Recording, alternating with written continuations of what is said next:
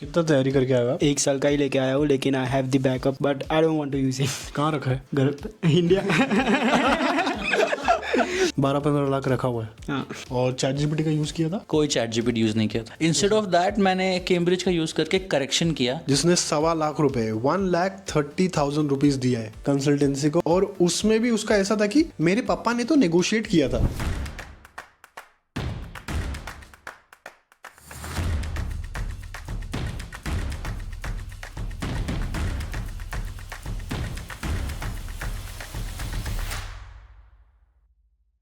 Alright guys, so if you're a student who's planning to apply for German universities in 2025, today we will be talking about admission process, a little bit about what does it take to get admission into German universities. There are students, I'm sitting here in BTU Cottbus, इन लोगों को आए हुए अभी 1 ही महीना हुआ है। Majority लोगों ने कंसल्टेंसीज के थ्रू एप्लीकेशन करा के आए हैं। तो मैंने जब पूछा इन लोगों को तो इन्होंने बोला नहीं उन लोगों ने कुछ नहीं किया, आधा काम हमने करा। ठीक है, ऑलमोस्ट पूरा। सो पहला सवाल, now that you guys look back at the entire journey, can you do everything by yourself और no? Now we can. Now you can. या तो पहले क्या ऐसा इन्फॉर्मेशन नहीं था जो अब आ गया? जब खुद से करना चालू किया तब पता चला कि ओके एप्लीकेशन में कहाँ एप्लीकेशन डालनी है, कितना टाइम उसमें लगता है, कौन सा ईमेल पे किसको फॉरवर्ड करना है, वो सब अभी जब पता चला है खुद से, पहले नहीं पता था। अगर यूट्यूब पे भी बहुत डिटेल में जाना पड़ता है, अगर कोई university to university apply procedure different होता है। यूनिएसिस से थ्रू करते हैं, फिर नॉर्मल डायरेक्ट यूनिवर्सिटी पोर्टल से एडमिशन होता है, तो वो डिफिकल्ट पार्ट था। लेकिन वो ठीक है, अभी एक बार हो गया, कर सकते कहीं भी। क्या मतलब ये पूरा प्रोसेस एप्लीकेशन फाइलिंग का ये इतना डिफिकल्ट है कि लोग खुद से कर नहीं सकते? बिकॉज मैं तो बहुत लोगों को मिला हूँ जो खुद से करके आए हुए हैं, राइट? कल मैं तुम लोग को ऑफ कैमरा बता रहा था, मैं किसी से मिला जिसने 1.25 लाख रुपए 1,30,000 रुपीज दिया है कंसल्टेंसी को, और इतना पैसा देके वो यहाँ तक पहुंची है। और उसमें भी उसका ऐसा था कि मेरे पापा ने तो नेगोशिएट किया था। मैं बोला कितना नेगोशिएट किया? बोलता 10,000 कम किया उन लोग ने। बट 1.25 लाख रुपए देना, look I am not against any consultancy, but मैं एज अ स्टूडेंट आपसे पूछ रहा हूँ कि इतना वर्थ है कि आज के टाइम पे कि मैं खुद से कर सकता हूँ? आपने खुद से किया था एप्लीकेशन? मैंने तो खुद से किया था, जो भी प्रोसेस था। मतलब I used to go to the sites where TU Berlin, तो उसका साइट भी रहेगा ना, तो उसमें देख लिया क्या क्या जरूरी है, वो फ्रॉम वेयर डायरेक्ट कर सकते हैं ना, तो यूनियासिस से करना है। तो इसमें मेरे ये पूरे प्रोसेस में, बिकॉज देख कैसा है ना कि इंडिया में बैठ के everything will be very overwhelming, and I know why you would go to a consultant, because एक वो थोड़ा बहुत डर रहता है, ठीक है, 1% का, तो कि मेरे से गलत हो जाए तो। बट मेरे को लगता है कि यार it's only a matter of कि जब तक मेरा पूरा रिसर्च ना हो जाए, राइट? एक बार मेरे को रिसर्च कर लिया मैंने कि हाँ ये मेरे 10 यूनिवर्सिटी है, मैं यहाँ अप्लाई करूंगा, इनका एप्लीकेशन यूनिसिस से जा रहा है या डायरेक्ट जा रहा है, राइट? या वीपीडी निकाल के जा रहा है। तो in your experience what is step 1? Let's just define steps so that people have a bit of takeaway from this video कि हाँ पहला मेरे को एपीएस करना है या मेरे को आइल्स देना है, क्या है? तुमने क्या किया था स्टेप 1 में? मेरे बारे में तो as soon as my like bachelors done, I applied for APS immediately.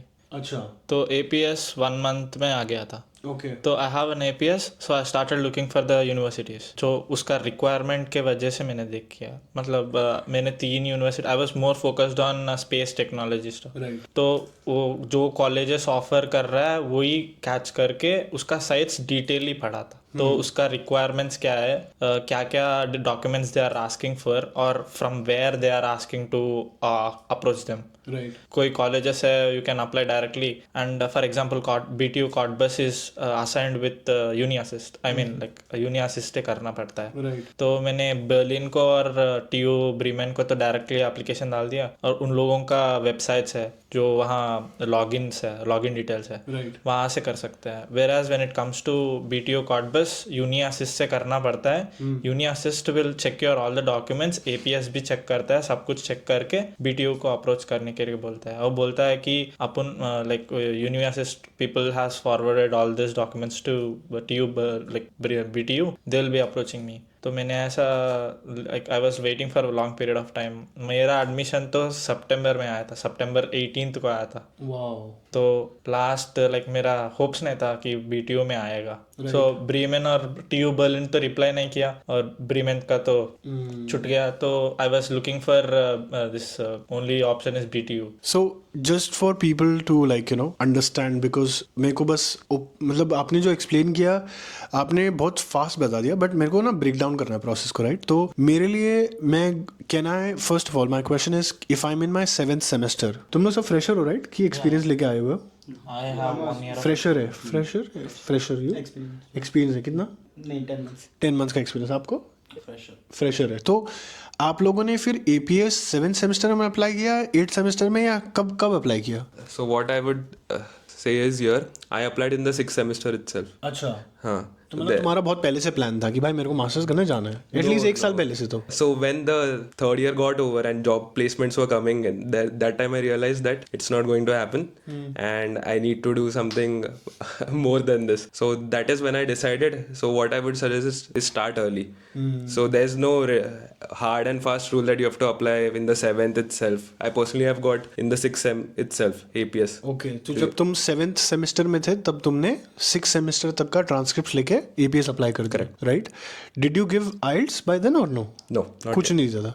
तो APS अप्लाई करने में क्या क्या चाहिए होता है? एक 10th 12th और फिर 6th सेमेस्टर तक का ट्रांसक्रिप्ट दिया आपने। Correct. आप लोग ने भी डिग्री खत्म होने के बाद किया या डिग्री के टाइम भी? डिग्री खत्म होने के बाद किया। अच्छा, ओके। तो मेरे को ये बताना कि जैसे कि स्टेप 1 में लोगों को हमने बता दिया कि आप APS अप्लाई कर सकते हो, आप अगर बैचलर्स पढ़ रहे हो तब भी आप अप्लाई कर सकते हो। बट जैसे इन्होंने बोला कि एटलीस्ट, मतलब मैंने भी सुना है कि 3 साल की डिग्री तो होना बहुत ज़रूरी है APS के लिए, राइट? सेकेंड स्टेप क्या है इसमें? मतलब मान लो मैं अभी ग्रेजुएट हो चुका हूँ, मैंने 8 सेमेस्टर दे दिया है और अब मैं अप्लाई करने के लिए रेडी हो रहा हूँ। यूनिवर्सिटीज जब सर्च करने जाते हैं, व्हाट आर द 2-3 फैक्टर्स जो दिमाग में रखनी चाहिए आपके हिसाब से जब आप यूनिवर्सिटी लिस्ट बना रहे हो? तो एक तो IELTS का स्कोर, ठीक है। and उस यूनिवर्सिटी को GRE या GMAT लग रही है कि नहीं, ठीक है। कि उसकी अलग एग्जाम है। ये मेजर 3 पॉइंट्स है। अगर उसको GRE GMAT नहीं लग रही तो IELTS का स्कोर तो अराउंड 6.5 to 7 होता है। अच्छा, तो ऐसी IELTS की प्रिपरेशन करनी पड़ेगी। और मेरा एक और क्वेश्चन था आप लोगों के लिए कि जब आप लोग ने यूनिवर्सिटी की एप्लीकेशन फाइल किया तब तक हाथ में प्रोविजनल डिग्री आ गया था या 7th सेमेस्टर के बेसिस पे अप्लाई कर दिया मास्टर्स में? So in my case, I didn't have a provisional degree as well. I had to still give my 8th semester exam. I had only the transcript till 7th semester. जब apply किया German Yeah. University में? Yep. Oh wow, okay. So all this information you'll get on the university portal itself. What are the requirements? You have to be thorough with everything, and if you are in doubt, you have to straight away mail the internationals office for that particular course, and they do reply. But बहुत लोग बोलते हैं ना कि उनके rejection का कारण ही ये बन जाता है कि आपने डिग्री खत्म नहीं किया हुआ है, right? when it comes to my sector, मेरा 1 year साल like I have the experience. तो मैंने 2023 में मेरा डिग्री पास हो गया था, but I applied for TU Berlin and TU Bremen, both of them at when I am in my 7th semester. हाँ तो Bremen has suggested me to complete the course completely and then apply. हाँ, ये मैंने बहुत university में देखा है कि आपको पहले अपना पूरा डिग्री खत्म करना पड़ता है, राइट? ठीक है, तो मैं थोड़ा आगे बढ़ना चाहता हूँ। तो मैंने APS दे दिया है, मैंने अपना IELTS भी दे दिया है, मैंने अपना 8 सेमेस्टर का एग्जाम दिया है और अभी मेरे को रिजल्ट भी आ गया। अब मैं अप्लाई करने जा रहा हूँ बिकॉज इंडिया में by the time you graduate, I think it's already May June, right? मई तो हो ही जाता है, राइट? जून, मई जून। हाँ, ठीक है। जैसे इसने बताया कि यूनिवर्सिटी शॉर्टलिस्टिंग करोगे तो आप ये 2-3 चीजें देखो, right? What are the other factors I should look for जब यूनिवर्सिटी शॉर्टलिस्टिंग कर रहा हूँ? Because it's very crucial document, right? Because it's like a compass, आप उसको फॉलो कर रहे हो फिर अगले 2 महीने तक उसी चीज को एप्लीकेशन करने में। मतलब एग्जाम्पल देता हूँ मैं क्या पूछना चाह रहा हूँ। मेरे हिसाब से यूनिवर्सिटी शॉर्टलिस्टिंग करते वक्त आपको शहर भी देखना बहुत जरूरी है, कौन से शहर में है। मेरे हिसाब से आपको ये भी चेक करना चाहिए कि आपका जो सब्जेक्ट्स आप पढ़ रहे हो अपने बैचलर्स में, क्या वो मास्टर्स में जहाँ अप्लाई कर रहे हो वो मैच हो रहा है नहीं हो रहा है, उसका कोई लेना देना है या नहीं। बिकॉज आप पढ़ रहे हो A, आपने अप्लाई कर दिया B में, ऑफकोर्स रिजेक्शन आएगा ही बिकॉज आपने पढ़ा ही नहीं है वो पहले, ठीक है? तो ये मेरे 2 पॉइंट्स है। आपका और क्या देखते हो आप यूनिवर्सिटी शॉर्टलिस्टिंग करते वक्त? So what I see is mainly, does it match with where I want to work in the near future?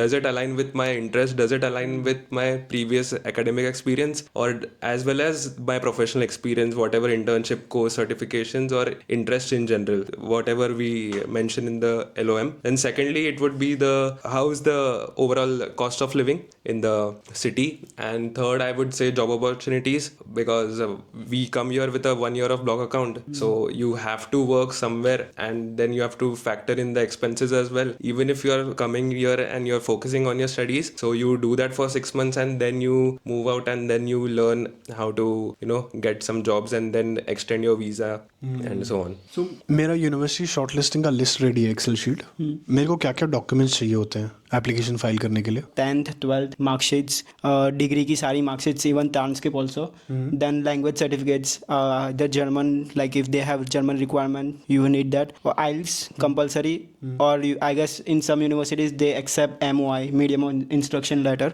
And then but MOI university तक ठीक है, एम्बेसी में उन्होंने आई थिंक लिखा हुआ है उनको आइल्स चाहिए, वीजा के लिए मैंडेटरी है। या for visa purposes IELTS is mandatory. ठीक है, इसके अलावा और कुछ no that's all, like extra curricular activities में आ जाता है? like you need a strong Europass CV हाँ, राइट, इसको देना। and the letter of motivation. तो जैसे इसने बोला कि ये सारे डॉक्यूमेंट चाहिए, मैं 10 यूनिवर्सिटी में अप्लाई कर रहा हूँ, तो मुझे 10 SOP चाहिए होंगे, राइट? तो SOP का स्ट्रक्चर आपने कैसा बनाया था? एक होता है ना कि विनिंग SOP, जिससे मेरे को एडमिशन मिल जाए। आपके केस में तो आपका स्कोर भी कुछ 7 पॉइंटर्स में था, 7 CGPA something, right? So that means you had to work more on this piece of document. तो आपने कैसे तैयारी करी उसकी? सो मैंने पहले क्या किया, मैंने खुद के अपने स्किल्स जितने हैं लिस्ट आउट किए, general skills, not according to any university. उसके बाद मैंने मैंने एक मास्टर बनाया कि भाई this are my skills according to timeline, वो मैंने डाला। उसके बाद according to each university what they are factoring in, like if they are mentioning a particular subject और अ पर्टिकुलर इंटरेस्ट, तो उस चीज़ को एग्जैक्ट मैंने वहाँ पे डाला है। सो वो मैंने in the 3rd paragraph 4th paragraph मैंने वो डाला है। विथ दैट मैंने अपना मोटिवेशन भी डाला है कि if I am working in this field, this is where I want to reach after the degree, this is where I want to work in. So वो सब चीज़ मैंने फैक्टर किया। साथ ही साथ what I did is, the moment like I like power engineering at BTU, I contacted the seniors here directly in LinkedIn. Yeah, like at least I mailed 20-30 of them, tried to talk. At least some of them responded, and they told me that which kind of research is going on currently. That same research I put in my in the detail that I want to work in this area. Same I did with Uni Wuppertal.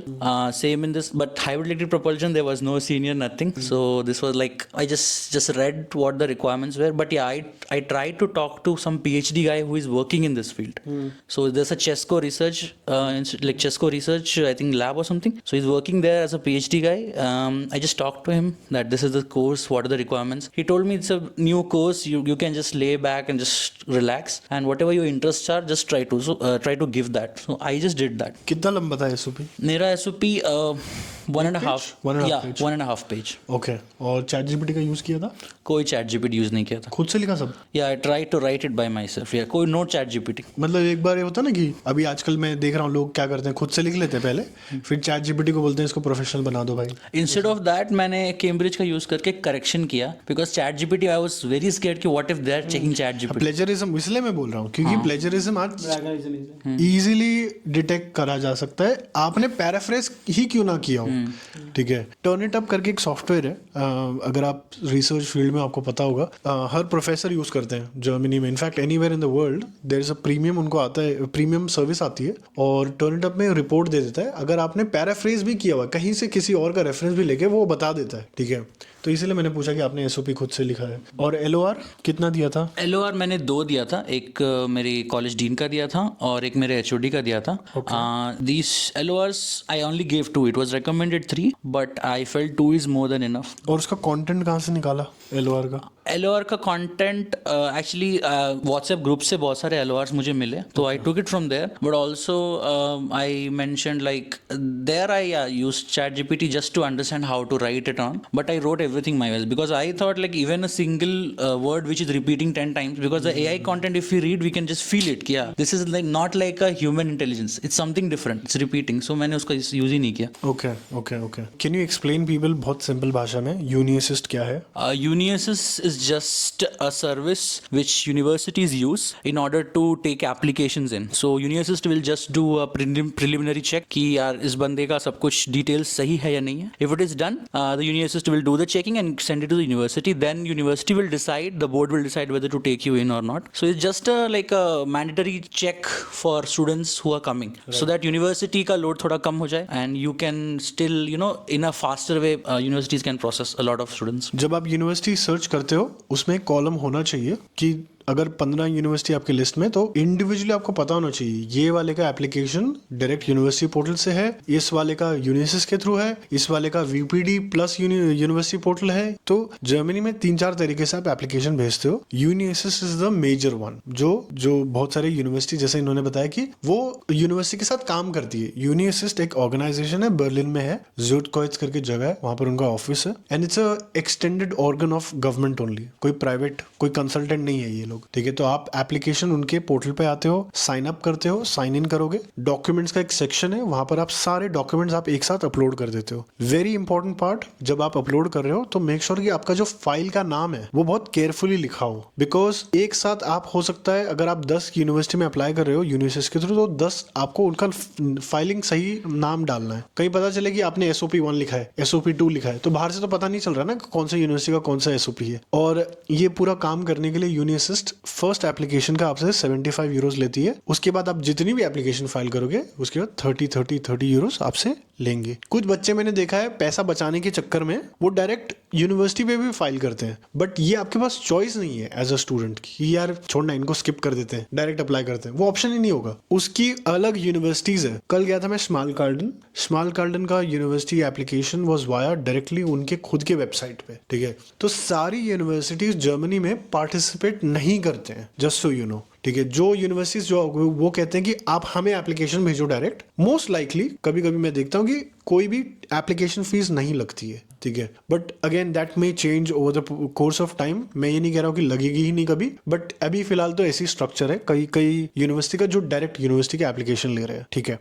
तो हमने बात करा, आपको APS apply करना है, सबसे पहले IELTS देना है, यूनिवर्सिटी की शॉर्ट लिस्टिंग करनी है, डॉक्यूमेंट्स जैसे इन्होंने बताया वो चाहिए आपको, और यूनिसिस के थ्रू अप्लाई कर दोगे, ठीक है। एडमिशन आने में करीबन आई थिंक अराउंड 4 से 6 हफ्ता लग जाता है, 4 to 6 वीक्स टाइम। तो ये पूरा प्रोसेस आप करीबन 4 महीने तो ले ही लेता है, 4 से 5 महीने, all the way from research शुरू करा आपने till you have the visa in hand, at least 3-4 महीना अच्छा खासा लग ही जाता है, राइट। ब्लॉक्ड अकाउंट के बारे में बात करना था थोड़ा, कि किसके पास एक्सपैट्रियो का ब्लॉक्ड अकाउंट है, किसकी, कैसा था एक्सपीरियंस तुम्हारा? It has been great, seamless experience. Yeah. And so when we were coming, they increased the blog account. So Not expatriate, government, no? yeah, government, not expatriate. They are just following the rules, regulations. And after reaching here, so you just go to your nearest DHL post office, and every small city, be it a big, small, big, medium, whichever city it is, they have tons of DHL post offices where you can do your verification. So this was one thing that I was really concerned back in India, that you have to go and do a post verification. Just takes 2 minutes, they'll see your passport, they do speak English, so it is sorted. And then the same day you get an approval email, and the next second your funds are in your Expatrio's own new bank account which they have launched, and after that you can spend it directly from there, or just open a new local bank account and then use it from there itself. Okay, आप लोगों ने उनका account use कर रहे हैं या local account? For the first month I used their account. Yeah. Okay, because Expatrio ने ये बहुत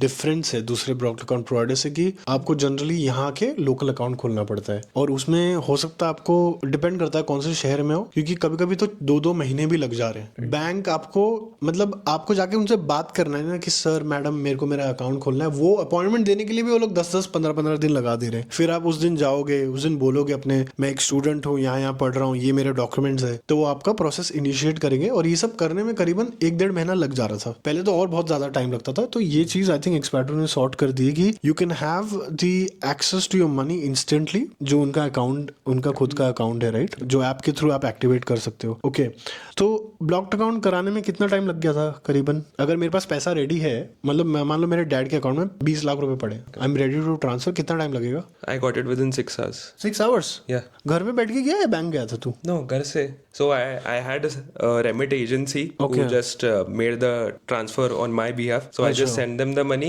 In 2 hours they got the money, and in 6 hours I got a mail from Expatrio that your account is active. And same for you, is it like that? Like with respect to my case, it was a little different. But मेरा कैसा था कि मेरे को कल ही visa का process था, और मैं एक्सपैट्रियो का उसका पहले दिन ही किया था। Oh my God. एंड मैंने, मेरा बैंक से थोड़ा मुश्किल था, मतलब मैं 2 दिन के पहले बैंक को बताया था कि ऐसा एक्सपैट्रियो को ट्रांसफर करो, but they did not initiate.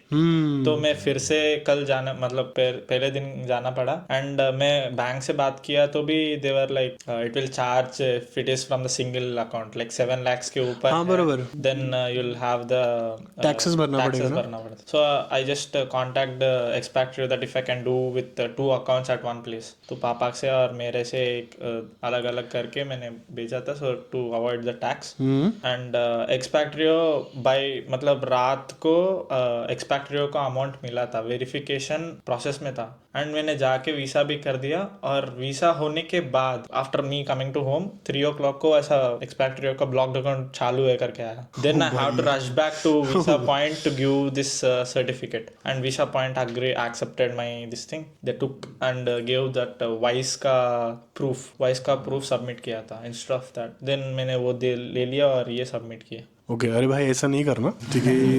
ये बहुत यूनिक केस है, नहीं तो वो एंटरटेन नहीं करते हैं। हाँ यार, मतलब एक बार वीजा ऑफिस में आपको अगर आप जाके आ गए, सीधा आपको या तो वीजा मिल रहा है या तो नहीं मिल रहा है।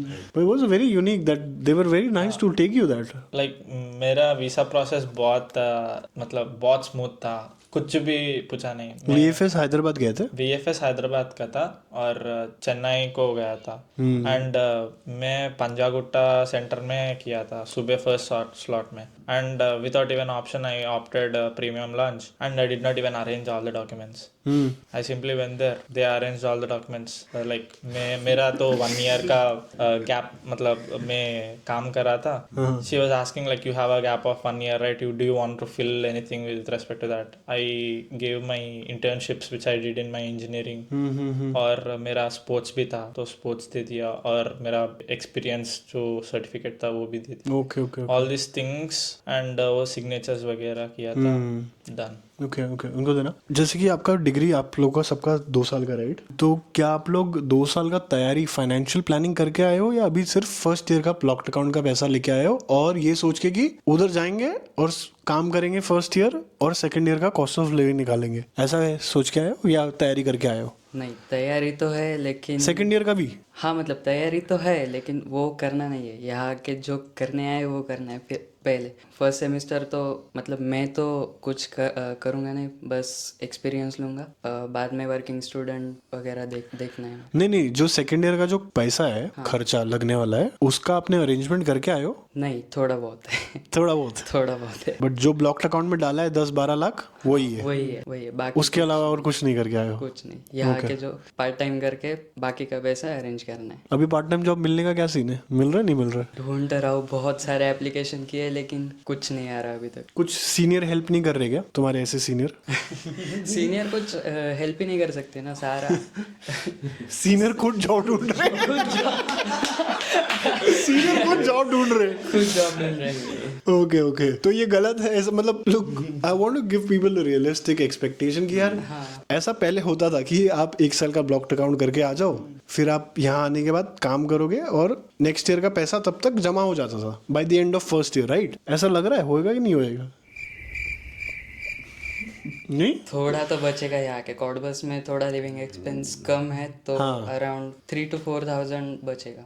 तो आप ये कह रहे हो कि गिवन कि अभी का कॉस्ट ऑफ लिविंग कम है तो अभी 992 यूरोस आपको हर महीने ब्लॉक्ड अकाउंट से मिलता है। कितना उड़ जा रहा है अभी तो बस 1-2 महीना में तो अराउंड मेरे तो 700 गए पर मंथ। 700, तो बेसिकली वही 150 यूरो बच रहा है। 150 यूरो बच रहा है। 150-200 लेकिन वो यूरो। बाकी यहाँ आने के बाद सामान लिया तो फिर वो गए। हाँ, बाकी अगर बस लिविंग एक्सपेंसेस सोचोगे तो बस 600। ओके इसको देना। Have you come with second year of preparation और नॉट येट? नो, मैं तो तेरा भी ऐसी सोच के आया कि इधर जाऊंगा काम करूंगा? मैं तो यहाँ आने के बाद मम्मा पापा को बता दिया कि सेकंड ईयर का भी थोड़ा थोड़ा मेरा इंडियन अकाउंट में डालो, ताकि monthly if you can save for me, if like मेरे को like I don't give my complete guarantee no, मेरे को आ जाएगा करके. There would be possibilities that I have the papers and patents, so those would be helping for my job requirements. But when it comes to reality check in Germany, I don't think that will also help. Okay. So मैंने मम्मा पापा को बता दिया कि monthly डालो ताकि for the next year I can store that.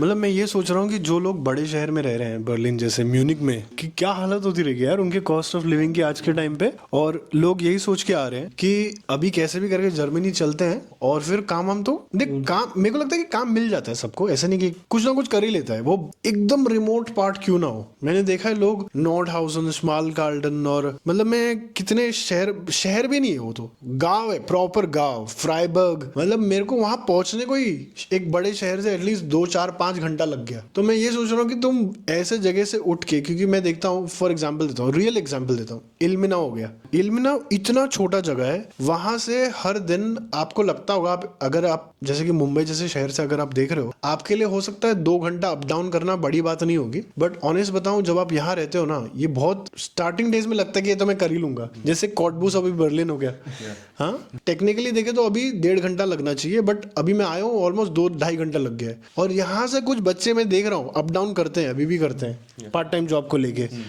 तो मेरा क्वेश्चन आने वाले स्टूडेंट्स के लिए, may be you guys can help them कि यार is it a fair decision कि हाँ मैं 1 साल का ही खर्चा लेके चलूँ या बैकअप रख के आऊँ कुछ. No, I would highly suggest everybody to plan your finances very ahead of time itself, and you should not come with the thought that you'll come here and then you'll figure it out. Obviously, that should be the approach, but there has to be some backup plan, because even if you don't, you are here to study. That's the main criteria, that you have come here, you will study, you'll complete your masters, and then you'll decide what to do, what not to do. But for that, if you do odd jobs and everything, and then if you are not able to manage your credits and you are complete, and the 2 years masters which is intended, and which is the intended duration of the course, and you are taking 3 years 4 years and you are still not completing the modules, then that definitely is a bad decision, that I would say. कितना तैयारी करके आए हो आप? 1 साल का ही लेके आया हूँ, लेकिन I have the backup, I have the security for another 1 year, but I don't want to use it. कहाँ रखा है? घर पे, India. I don't want to use it. Backup है? Like again 1 साल का एक और 12-15 लाख रखा हुआ है. हाँ. सही है. अभी लेकिन यूज नहीं करना. Like I try my like best to get a work like part time job, और मॉड्यूल्स भी निकालना है, तो साथ साथ में थोड़ा कोऑप करके निकलने की कोशिश करूँगा. ओके. मेरा तो 1 साल का ही है. I am ready to eyeball it, जो होगा I am ready for it. तो बट वन थिंग इज, थोड़ा पढ़ाई इफेक्ट करता है when you are looking into part time jobs. It will affect, there is no point, because time is 24 hours only. Time management का game है यहाँ सब कुछ. So if you are looking into doing part time jobs, then at least you should make sure you are not taking very hard modules in your first semester. At least you should be like, okay, if there are 5 modules, compulsory modules, out of them at least 2 or 3, if I can take the easy modules now, so that okay, comfortably you will be able to pass everything. If you're like आओगे and you're like 5 hardest modules you're taking, जो तुम्हें पता नहीं है, new things, with that you're thinking you'll do part time, नहीं. You have to decide that initially, because then course registration also closes for modules. So मैंने वो चीज़ किया है. Some modules which I'm comfortable with, I've taken that. And also timings depend करता है. Like in some people have 3-day classes, 4-day classes. So if you're making that possible कि यार you have only 3 days of classes and Saturday, Sunday, or like at least 3 or 4 nights you have, then you can think okay, मैं night shift भी कर सकता हूँ. I have ample time to study as well. तो वो सोच के करना पड़ेगा. राइट. अभी इनके सीनियर्स को बुलाते हैं इधर. सो अभी तूने सुना इनका दास्ता. Pretty much everybody is only here with 1 year of cost of living. तुम्हें यहाँ रहते हुए 1.5 साल हो गया? 1 साल हो गया? 1 साल हो गया. तो क्या ये सब रियलिस्टिक है, या पार्ट टाइम जॉब मिल रही है, नहीं मिल रही, क्या है तुम्हारा सीन? द रियलिटी इज, हाँ, पार्ट टाइम जॉब जल्दी नहीं मिल रही है, और वर्किंग स्टूडेंट की तो दूर की बात है. पार्ट टाइम लाइक मैकडी, कॉटबस में जहाँ छोटा टाउन सिटी है, तो यहाँ पे जनरली लोग प्रीफर करते हैं मैकडी में भी कि तुम जर्मन फ्लुएंट तुम्हारी होनी चाहिए. Like in some case, like if they want people to work, like उनके पास अगर कस्टमर्स ज़्यादा आ रहे तो वो लोग हायर कर लेंगे, बट वो भी तुमको like per month 40 to 60 hours देंगे. तो वो लाइक अराउंड 400 और 500 यूरो में भी होगा. सो पार्ट टाइम जॉब्स पे तुम डिपेंड तो नहीं रह सकते. तो वो बात है, लाइक तुमको नेक्स्ट ईयर की पहले से प्लानिंग करनी पड़ती है थोड़ी थोड़ी। लाइक मैंने स्टार्टिंग में 1.5 महीना पार्ट टाइम जॉब किया as a delivery guy in Berlin. So like उसमें भी average like mini job like 500 euros जितना मिला। फिर उसके बाद लाइक मुझे नेक्स्ट ईयर के लिए मुझे थोड़ा फैमिली फ्रेंड से करवाना ही पड़ा। अच्छा। हाँ, और हाँ मतलब यही है, थोड़ा अभी पार्ट टाइम जॉब्स का यहाँ पे प्रॉब्लम है। तो लगभग मेरे को मास्टर्स डिग्री निकालने के लिए जर्मनी में पब्लिक यूनिवर्सिटी में ही बात कर रहा हूँ, करीबन 20-25 लाख रुपए चाहिए मोटा मोटा। हाँ, अगर मैं पार्ट टाइम जॉब नहीं कर पा रहा हूँ या नहीं मिल रही है तो बिकॉज आई थिंक जैसे उसने बोला कि एक तो मैनेज करना बहुत डिफिकल्ट हो जाता है, राइट? पढ़ाई के साथ साथ आपको मतलब basically you can't take rest. जब से आए हो तब से आपको बस दौड़ना है, अब वो वाला हिसाब है। हाँ, एक भी महीना आप घर पे नहीं बैठ सकते, नहीं तो फिर वो वाले महीने का पैसा नहीं आ रहा, ठीक है? और कुछ भी करके आप बैकअप तैयारी करके आओ। हाँ, बैकअप तैयारी करके आओ। अगर आपको लग रहा है पार्ट टाइम जॉब्स नहीं मिल रहे तो आप ट्राई करो, जितने हो सके उतने मॉड्यूल क्लियर करो। लाइक मैंने लास्ट सेम मैंने जॉब नहीं की कहीं पर भी, ना मेरा कोई भी इनकम सोर्स नहीं था, तो लाइक मैंने ट्राई करा जितने मॉड्यूल निकल सकते हैं तो मैंने निकाल दिया। तो लाइक तुम रेस्ट तो नहीं कर सकते, तुमको कुछ ना कुछ उसके बिहाफ पे कुछ करना ही पड़ेगा। You have to use your time. What is your last thought to everybody who's watching us? I would say like if you are new to Germany or if you are planning the same, learn German and if you can't find a job in your city, try a different city like जो भी आसपास की city है जहाँ पे English speaking है तो वहाँ पे तुम ट्राई करो। और अगर इन केस तुमको जॉब्स नहीं मिल रही है तो विदाउट वेस्टिंग टाइम लाइक कुछ लोग आते हैं यहाँ पे जब पार्टीज कर रहे हैं और यूरोप घूमना है लोगों को, but which is like I believe like तुम घूम तो कभी भी सकते हो if you get a working student और पार्ट टाइम जॉब।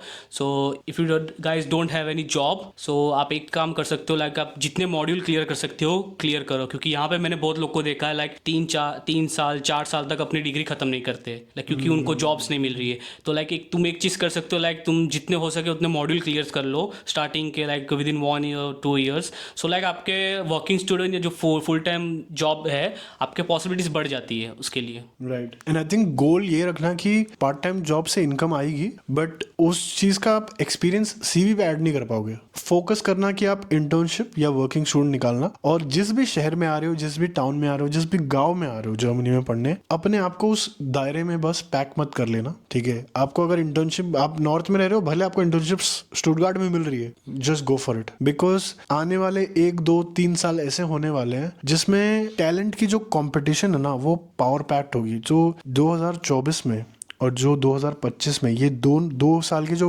ग्रेजुएट्स हैं, जब ये सारे लोग मार्केट में जाएंगे ना नौकरी ढूंढने, तो इमेजिन करो अगर आप 2025 में आ ही रहे हो, you are already competing with these guys, right? जो भी अगले साल तक ग्रेजुएट अगर हो जाएगा तो how will you compete, right? तो मेरे को लगता है कि अपना बेसिक्स बहुत पकड़ उस पर बना के आना, और जल्दबाजी मत करना कि मेरे को बस अब्रॉड जाना है तो बस भेजो मेरे को, ठीक है? चाहिए तो 1 2 साल का एक्सपीरियंस ले लो, ठीक है? तब तक आपका पर्सनैलिटी पॉलिश हो जाएगा, स्किल वाइज आप बहुत अच्छे हो जाओगे। बस इतना ही कहना है। वीडियो अगर आपको पसंद आया लाइक करना, and I will see you guys next time. Bye bye.